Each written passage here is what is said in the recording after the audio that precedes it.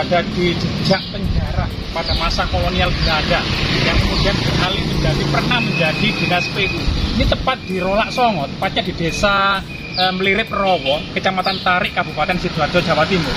Di sini akan banyak menyimpan jejak-jejak misteri maupun jejak-jejak historis masa penjajahan kolonial Belanda.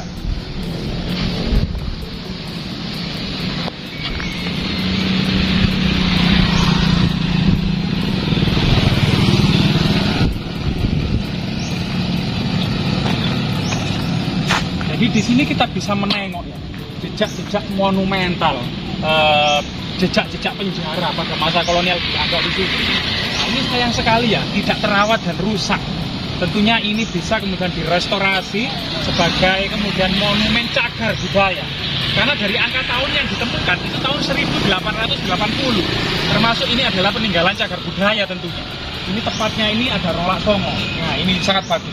Sungainya ini Sungai Berantas, yang dalam sejarahnya kejayaan Majapahit tidak terlepas dari Sungai Berantas sebagai pelabuhan internasional yang menghubungkan ujung Galuh atau Surabaya dan pelabuhan Canggu, yaitu pelabuhan yang dibangun oleh Kerajaan Singosari masa Raja Wisnuwardana dan dilanjutkan pada masa era Kerajaan Majapahit.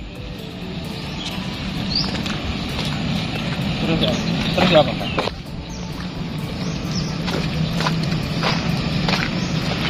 Ya. Sekarang kita coba menyusuri di situ. Juga ada dam yang kemudian mengalirkan sungai ini, memecah sungai ini menuju ke arah utara.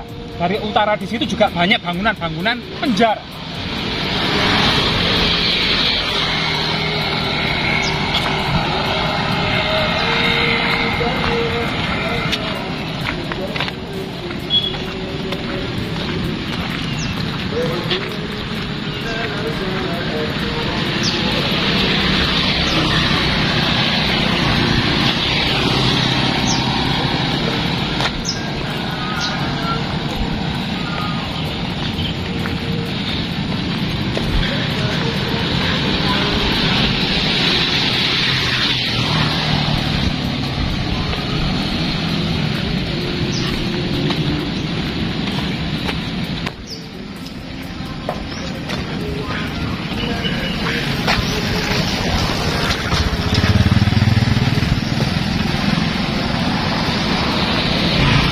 Dekat Rolak Songo ya, yang membendung Sungai Berantas ini, salah satu damnya itu mengalir ke desa Mlirip Rowo.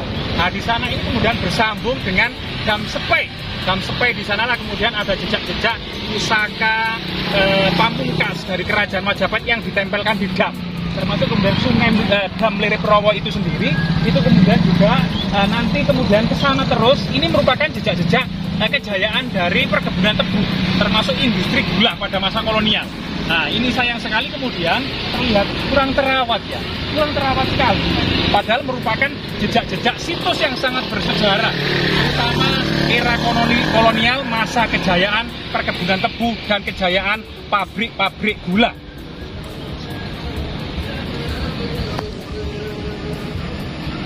Dengan banyaknya bangunan-bangunan era kolonial Belanda seperti Rolak Songo di sini, ini sebenarnya juga berada di bawah struktur lama pelabuhan-pelabuhan masa Kerajaan Majapahit. Kita ketahui bersama bahwasanya Rolak Songo di sebelah kiri dari Rolak Songo itu merupakan desa Tarik yang sangat identik dengan awal mula berdirinya Majapahit. Sing Wong Tarik, yaitu berada di Tarik, di mana kemudian sumber Yuan Shi, Ikemisi, Gausing dan pasukan Mongol itu melihat Majapahit terletak di Sungai Berantas, di tepi Sungai Berantas, dan ada jembatan yang apung. Jembatan apung menghubungkan yang saat ini adalah desa Tarik, kemudian yang sana ada Lengkong Mojokerto. Itu perbatasan antara Sidoarjo dan Mojokerto. Dahulunya merupakan Alasing Wong Tarik.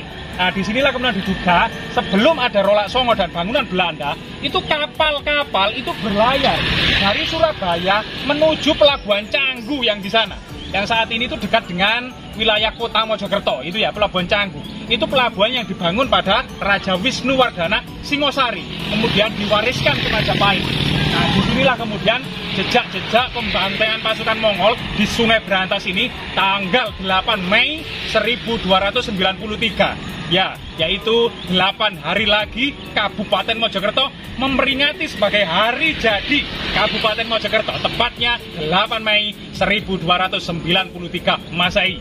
Disinilah kemudian jejak-jejak nenek moyang kita, leluhur kita tidak pernah gentar dengan bangsa asing yang mencoba menguasai negeri yang sangat keramat ini. Termasuk pasukan Majapahit bersama-sama pasukan Madura telah mengusir pasukan Mongol yang konon katanya tidak pernah terkalahkan di dunia. Tetapi pasukan Mongol begitu hancur di Jawa ini. Artinya Jawa ini merupakan neraka. Jawa ini merupakan neraka bagi penjajah. Siapa saja yang mencoba kemudian menjajah negeri ini pasti akan musnah. Maka dari itu, termasuk siapa saja yang berbuat jahat di negeri ini juga pasti akan musnah. Ingatlah, tahun itu juga tahun terulang lagi pembantaian pasukan Mongol yang mencoba menguasai negeri Jawa, termasuk banyak bangunan kolonial yang saat ini terbengkalai, banyak bangunan kolonial yang saat ini kemudian hancur. Itu merupakan jejak-jejak penjajahan era kolonial. Artinya sejarah telah berulang dengan pola-pola yang sama. Hancurnya penjajah Mongol, hancurnya penjajahan kolonial Belanda, termasuk hancurnya penjajah dan pendudukan Jepang. Itulah kemudian sejarah yang terus kemudian kita gelorakan agar kita tahu bahwasanya negeri ini diperjuangkan tidak hanya dengan pikiran, termasuk dengan harta dan dengan jiwa raga. Maka kita harus terus mempertahankan negeri ini dan kemudian mencintai negeri ini serta mencintai rakyat negeri ini. Majapahit Study Club sangat aneh. Jejak-jejak kemudian keindahan serta kejayaan kolonial Belanda yang kemudian saat ini ditinggalkan oleh pembangunnya gitu ya. Tempat berada di Sungai Berantas dan di Rolak Songo di sini. Nah, ini saat ini itu menjadi aset-aset negara. Nah, ini benda cagar budaya yang patut direstorasi karena ini sudah menjadi milik negara. Nah, kemudian menjadi kantor PU, pernah juga menjadi kantor PU yang saat ini ternyata sudah menjadi gudang. Gudang tetap milik PU. Nah, di sini. Nah, ini arsiteknya ini sebenarnya arsitek Jawa, cuman sentuhan kolonial dari temboknya. Ini namanya pada masa Jawa itu disebut juga bangunan limasan, yaitu gaya bangunan berbentuk limas. Ini merupakan gaya bangunan arsitek Majapahit pula atau arsitek Jawa. Tapi kemudian dikemas dengan lantai beton dan tembok beton oleh kolonial Belanda. Ini perpaduan antara arsitek Jawa Majapahit, yaitu bentuk rumah limasan dengan era kolonial Belanda.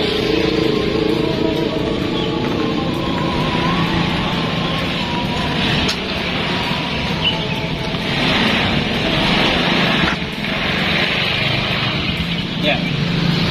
Jadi pada masa kolonial Belanda memang kayu dan batu bata itu masih yang era Majapahit tentu masih digunakan. Jika dahulu itu umpak dari batu yang sangat besar, ini dirubah menjadi kecil. Termasuk tiang-tiang pilar-pilarnya kalau pada masa Majapahit itu sangat tebal dan besar, serta berukir indah.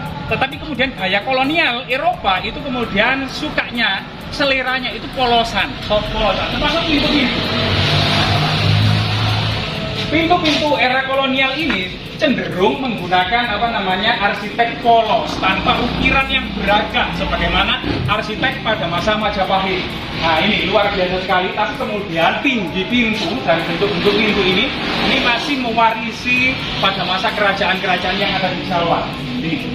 Nah, di era kolonial itu ya, gaya arsitektur kolonial itu memang menghindari atau tidak begitu menggunakan semacam pahatan-pahatan, semacam gebyok atau semacam ukiran-ukiran khas Jepara atau ukiran-ukiran khas Majapahit yang saat ini memang hampir ukiran-ukiran khas Majapahit ini belum dikembangkan secara maksimal. Namun beberapa di desa-desa masih terlihat gaya-gaya ukiran-ukiran khas Majapahit.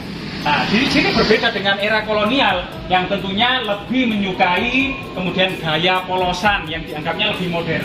Tetapi simbol lingkaran dan anak-anak panah ini juga menandakan bahwasannya selera oriental, selera kuno itu masih dimiliki oleh orang-orang Belanda. Semoga kemudian bangunan-bangunan seperti ini itu tetap lestari ya, sebagai situs cagar budaya, terutama situs cagar budaya era kolonial.